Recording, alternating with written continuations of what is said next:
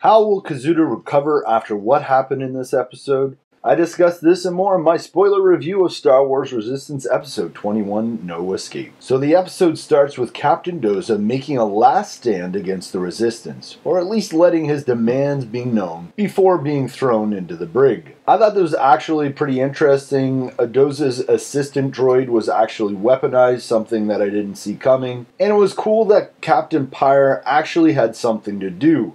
Obviously, his aim is a bit better than the average stormtrooper. But other than that, it did seem like a bit of a futile effort. Like, what exactly was Doza expecting to happen here? He really should have had his own gun as well. But moving on, we see Tam and Agent Tyranny continuing their conversation.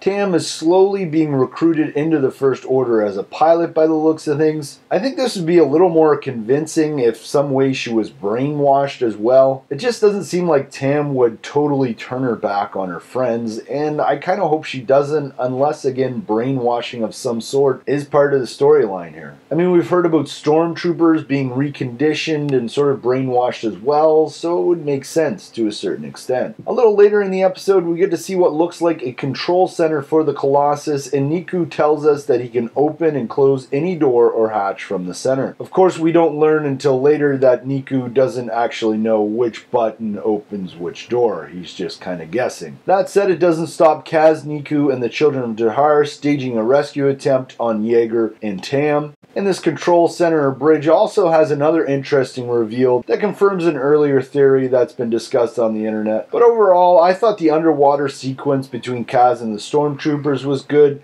The comedy between Kaz and Neeku and the buddy, you're my buddy, I thought it actually worked. I know my buddy JJ has been really critical and down on the comedy in the show and thinks it's actually killing the show, but I think it's been more around 50-50. Some of it works and some of it just doesn't. As I already mentioned, the underwater combat is something we haven't seen a lot of since, say, the Clone Wars series. So it's refreshing to see, which is a funny thing to say about an underwater scene. And as we move on into the episode, we see that Kaz eventually meets up with Torra, and now they're going to work together to rescue Captain Doza and Yeager, and Tam too, I suppose. But before this happens, we have a droid showdown, which in my opinion was a complete waste of time. But hey, I'm sure the kids absolutely love it. And as Kaz and Torra get closer and closer to their rescue, their main objective of rescuing Captain Doza and Yeager, we get to see Hux on Starkiller Base and his amazing speech before the destruction of the Hosnium system. If you're watching this, then you've probably already seen Alex over at Star Wars explain review of the episode. And I like how he mentioned that Kaz in this situation